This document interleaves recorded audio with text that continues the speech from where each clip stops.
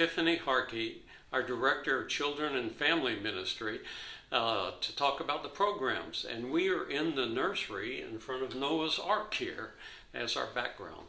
Welcome, Tiffany. Thank you, David. Why don't you start off telling us something about your responsibilities in the program? Well, basically my job is to do a little bit of everything. That's what I kind of figured out. And it changes daily, but really I'm over the children's ministry, and I'll handle the volunteers that are both in the nursery and our Sunday school classes, and I handle the children's messages in our church service. And on top of that, I also do the chapels at our day school, which has been a lot of fun. Mm-hmm. And of course, helping organize events, for the holidays. Mm-hmm. And so I dabble a little bit into everything. Everything. Yeah. Okay.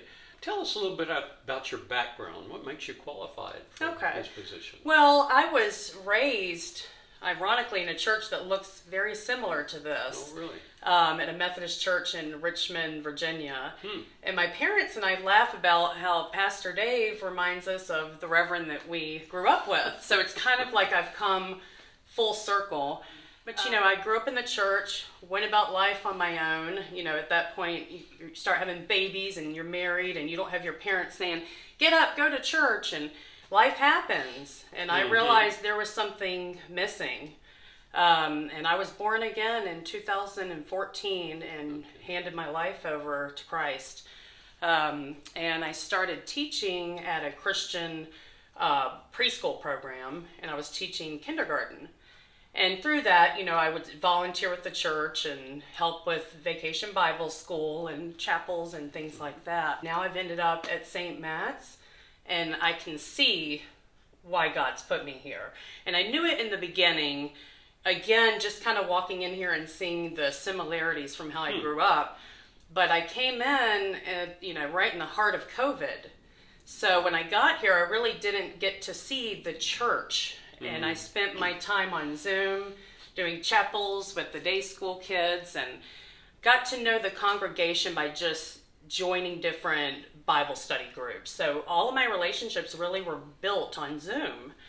And then I started getting a little more involved in the day school, but life has happened here. I don't know what it is. It's been wonderful.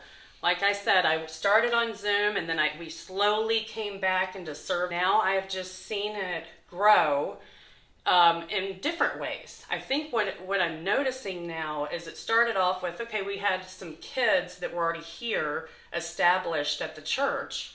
And then I think the day school, by me kind of helping out over there, we started pulling in kids from the day school. Okay.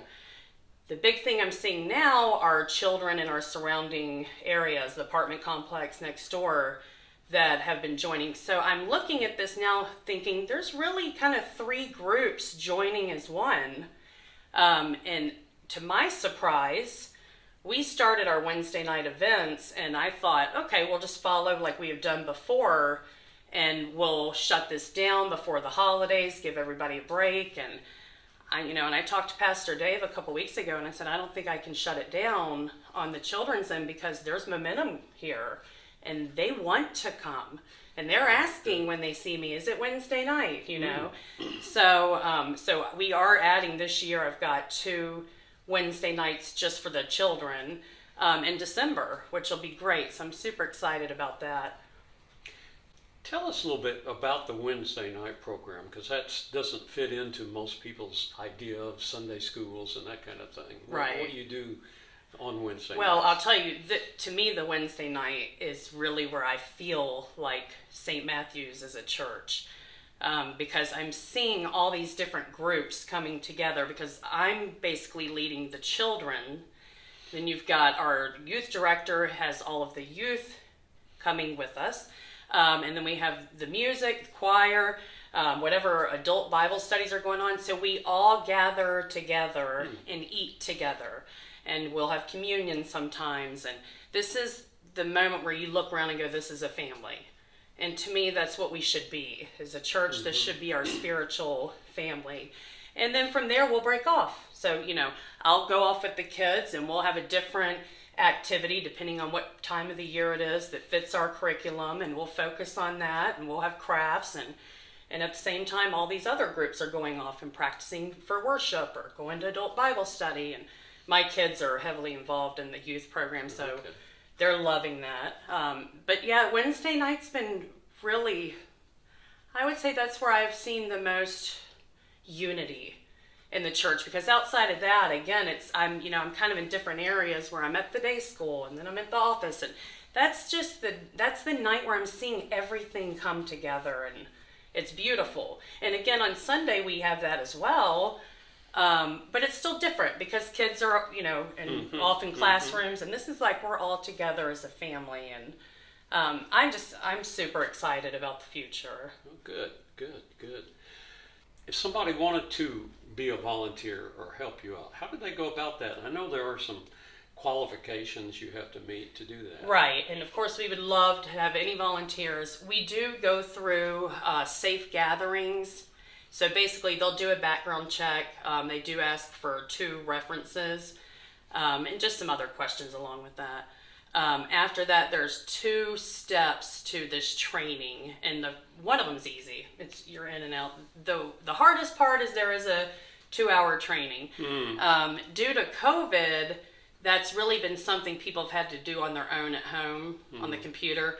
I'm hoping the day will come where we can really kind of get a group of us together and meet in the fellowship hall, make some coffee, bring some cookies, and do it as a group so it doesn't feel so tedious, but it's worth it. And you're giving back, you're doing this for God. And, I think it's so important that we serve. And this church, if we want to grow it, we have to have people stepping up to serve. Outside of that, it's just, contact me at the office, by my email, come by the office. I'm usually running around here somewhere.